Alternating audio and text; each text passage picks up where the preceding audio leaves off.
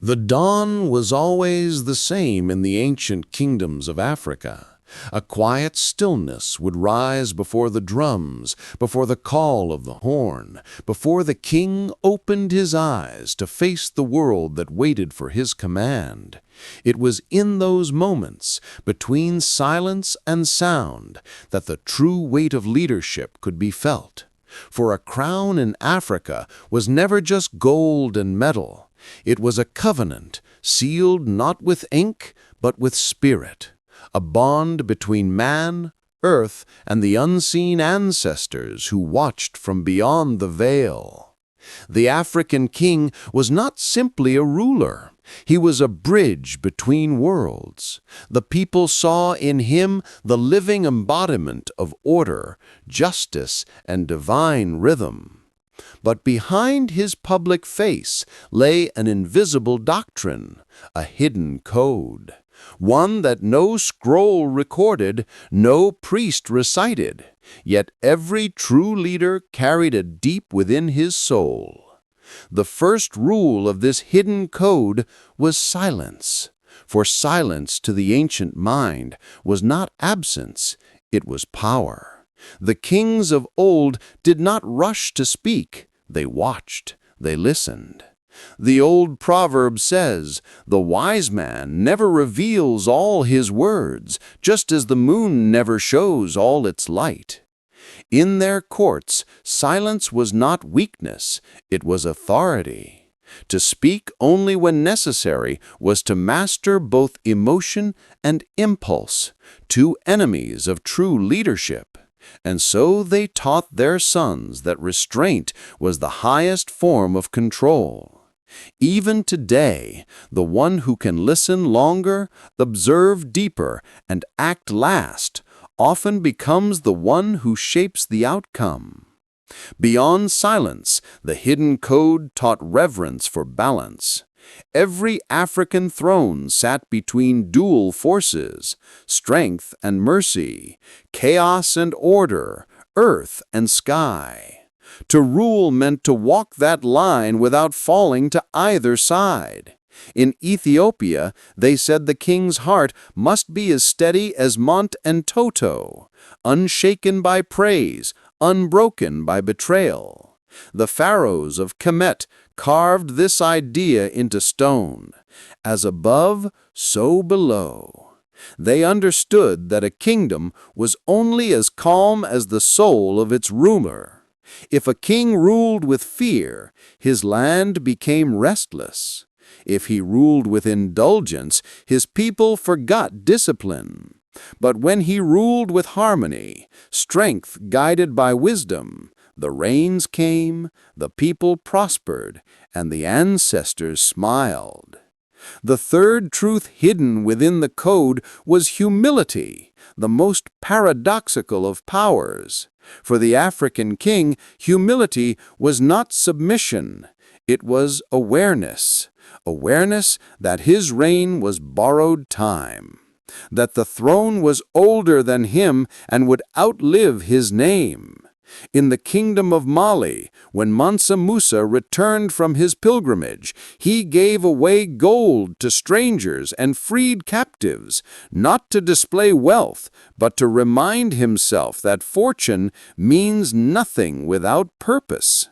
He understood that a ruler who serves himself becomes a slave to his own shadow. But a ruler who serves his people becomes immortal in their memory. Humility did not mean bending the knee, it meant knowing one's place in the great circle of existence. It was said among the Ashanti that the stool, their sacred throne, could never touch the bare earth. Not because it was gold, but because it carried the spirit of the nation. The king did not own it, he guarded it, and when his time ended, he returned it cleaner than he received it, for the next soul chosen by destiny. How different is this from the world we live in today, where leaders grasp their seats as if eternity itself were theirs to command. Another unwritten rule of the code was patience. African wisdom understood time not as a straight line, but a living circle. The kings who built empires from Great Zimbabwe to Aksum knew that greatness is not built in haste. They planted trees whose shade they would never sit under. They wove legacies designed for generations unborn. Impatience, they taught, is the root of downfall. For even the sun must wait for the moon to finish her dance. And so they planned with the patience of rivers, carving their destiny through stone, year after year. Perhaps the most sacred element of the hidden code was communion, the unbroken connection between the king and his people. To rule was to know their hunger, their dreams, their songs. In the Yoruba kingdoms, rulers were forbidden to eat alone, for they believed isolation poisoned the heart. A king's ears were said to belong to his people, his strength a reflection of their trust. And when famine struck or war came, he was the first to feel the burden, not the last. For leadership was never meant to be privilege, it was service, sanctified by responsibility. Through all these unseen laws, one truth emerges. The greatest rulers did not lead through force, but through presence. They carried the calm of wisdom like a shield. They walked with a stillness that commanded storms. Their power came not from what they owned, but from what they understood. That a man who rules others without first ruling himself will always be ruled by fear. In today's world, where leadership is often loud and restless, where power is measured by followers instead of character, the hidden code feels forgotten, buried beneath noise and pride. But it still whispers, waiting for those willing to listen. It speaks through the rhythm of the drum, through the patience of elders, through the quiet resilience of those who lead by example, not decree. And maybe that is the true test of any age. Can we still hear the wisdom that was never written down? Can we live with the grace of kings who ruled without needing to be seen? The old world believed that when a leader walked with truth, the ancestors walked beside him. Their footsteps may be faint now, but the path they left is still there, waiting to be found by anyone brave enough to walk it.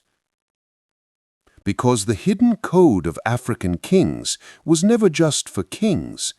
It was a way of being, a reminder that real power is not about conquest, but alignment. Not about commanding others, but commanding oneself. And when the heart of a man finds that balance between silence and speech, between strength and mercy, between the self and the whole, he carries the crown of the ancients even without a throne. The drum beats still. The wind moves through the savannah, carrying echoes of wisdom older than memory. And if you listen closely, in that space between sound and silence, you may still hear the words they never wrote, the hidden code of kings. There is a story told of a ruler who would walk alone at night through his village disguised as a common man. He wanted to hear what his people whispered when no one was watching. Some said it was paranoia. Others said it was wisdom. He called it remembering. For to lead, he said, one must never forget what it feels like to be led.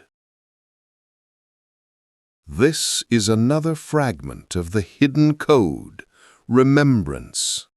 Power has a way of blinding those who hold it. The moment a king forgets the faces of his people, his reign begins to rot from within. But remembrance keeps the soul soft, keeps the heart human. It reminds the ruler that his story is not his alone. It belongs to the soil, to the ancestors, to the children who will inherit both his mistakes and his triumphs. And yet the code demanded something even harder: solitude. The African kings understood that solitude was not loneliness, it was clarity. In the quiet, when the drums stopped and the fires burned low, a ruler would retreat to sit with his spirit. There he would wrestle with doubt, pride, and fear, the invisible enemies no warrior could defeat in open battle. The king who could conquer himself in silence became unshakable in war. It is said that when Menelik II prepared for the Battle of Adwa, he prayed not for victory, but for steadiness. He knew that strength without wisdom leads to ruin, just as courage without calm becomes chaos. His power came not from rage, but from restraint, the ability to act without losing the center of his being. That balance between fire and water, between lion and sage, was the pulse of the hidden code. Even death itself was not the end of this philosophy. When a king died, his spirit was believed to return to the land not as a ghost, but as guidance. The silent wind that stirred the trees when the people gathered to decide their fate. The dead were never gone, they simply changed form. And the living were never alone, they were continuation. In a modern world obsessed with speed and noise, such stillness feels alien. We chase crowns of metal and screens of light, mistaking attention for respect, volume for influence. But the old wisdom reminds us, he who shouts the loudest is often the one most afraid of being unheard. To live by the hidden code today is to carry an invisible crown, one forged in humility, patience, and self-mastery. You need no throne to rule yourself. You need no army to conquer your impulses. The same silence that guided the kings is available to you in every breath. Every moment you choose to pause before reacting, every time you choose understanding over pride. The code is alive because you are alive. It breathes when you act with integrity, when you speak with intention, when you listen before you decide.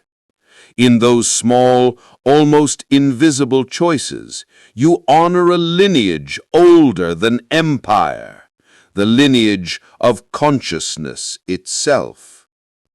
And perhaps that was the greatest secret of all, that every human being carries the potential of a king, not one who rules others, but one who rules within. A king whose kingdom is the mind, whose people are his thoughts, whose peace is his legacy. The ancestors do not watch for glory, they watch for grace. And when a person walks in truth, when their words match their spirit, when their power serves something greater than ego, the old spirits rise again, not in myth, but in memory, in the silent knowing that the hidden code has never been lost. It waits quietly, as it always has, in the heart of anyone ready to listen. The wind carries it, the earth remembers it, and somewhere, deep in the soul of Africa, the crown still glows, unseen but eternal.